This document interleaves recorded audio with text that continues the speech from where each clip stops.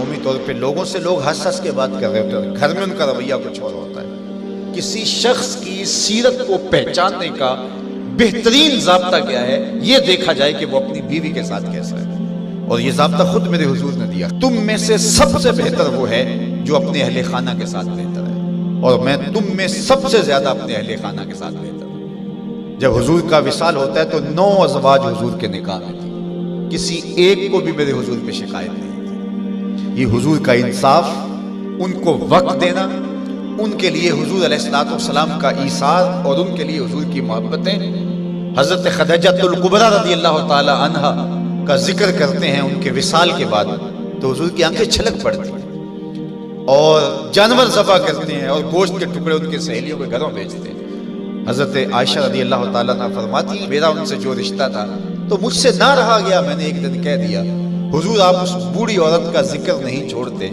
بڑھاپے کی وجہ سے جس کے ہونٹوں کے گوشے بھی رنگ بدل گئے تھے۔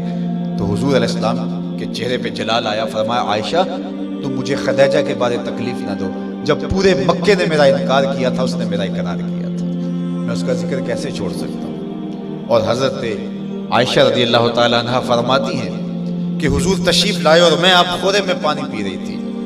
تو حضور نے مجھے دیکھا تو دودھ سے کہا عائشہ تھوڑا سا پانی میرے لیے بھی چھوڑنا،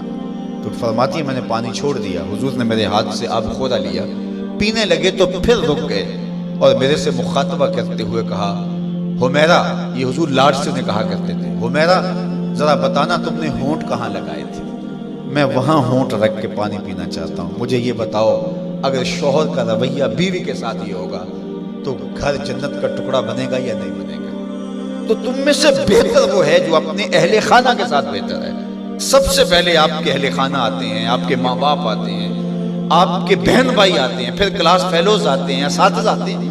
یہاں سے ہمارا رویہ خوبصورت ہونا شروع ہو۔ ہم نے دیکھا ہے کہ لوگوں کے ساتھ بڑے اچھے رویے، ماں باپ کے گستاخ ہوتے ہیں، ماں باپ کے بے ادب ہوتے ہیں، دکان پہ گاہک سے ہنس ہنس کے بات کر رہے ہوتے ہیں، لیکن بہن بھائیوں کے ساتھ رویہ تلخ ہوتا ہے، بیوی کے سامنے جا کے فرعون بن جاتے ہیں، ماں باپ کے سامنے جو ہے ان کے رویے کی تلخی ہوتی ہے۔ سارا دن جی ہمارا پیشہ ایسا ہے لوگوں سے ہنس ہنس کے بات کرنی ہے، لیکن جن سے آپ ہنس کے بولیں گے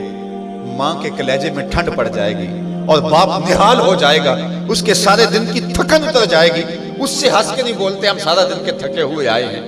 سارا دن کس سے ہنس ہنس کے بولتے رہے ہو، یہ تمہارا اخلاق نہیں تھا، یہ تمہاری بناوٹ تھی، یہ تمہارا تصنع تھا۔ جو اخلاق ہے وہ حقیقت میں اس کا روپ نظر آتا ہے اپنے ماں باپ کے ساتھ، اپنی بیوی کے ساتھ، اپنے بچوں کے ساتھ، اپنی کلاس فیلوز کے ساتھ، اپنے دوستوں کے ساتھ، اپنے اساتذہ کے ساتھ۔ اگر تمہارا رویہ ٹھیک ہو گیا تو پھر تمہارا دوسرے لوگوں کے ساتھ رویہ بھی ٹھیک ہے، لیکن اگر ان کے ساتھ رویہ ٹھیک نہیں، دوسروں کے ساتھ رویہ آپ کا اچھا ہے تو پھر وہ آپ مکر کر رہے ہیں، آپ یہ بھی کوئی کاروبار کر رہے ہیں، یہ آپ کے اخلاق کا عکس نہیں ہے، یہ آپ کی ضرورت کا رنگ ہے جو لوگوں کو نظر آ رہا ہے، یہ آپ کا کاروباری انداز ہے، آپ کی مسکراہٹ آپ کا کاروبار ہے، آپ کے اخلاق کا عکس نہیں ہے۔ اگر اخلاق کا عکس ہوتا تو ماں کو بھی ہنس کے ملتے۔ میں وہ جو لفظ آپ کو کہے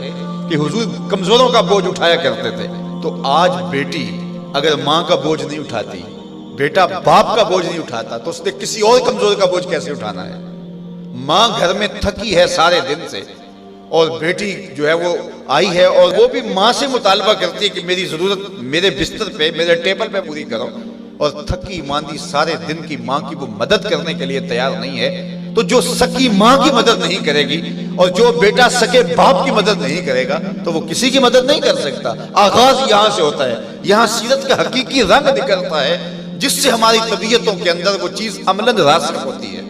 اس لیے میں اور آپ حضور کی سیرت کو اپنی روح کے اندر اصل طور پہ اتاریں اور وہ ہمارا جزو لا ینفک بن جائے، وہ ہماری فطرت ثانیہ بن جائے، وہ ہماری عادت کا حصہ بن جائے، اور وہ خوشی اور وہ مسکراہٹ جو محض کاروبار کے لیے اور عادت کے لیے نہ ہو بلکہ انسان کی طبع کا حصہ ہو،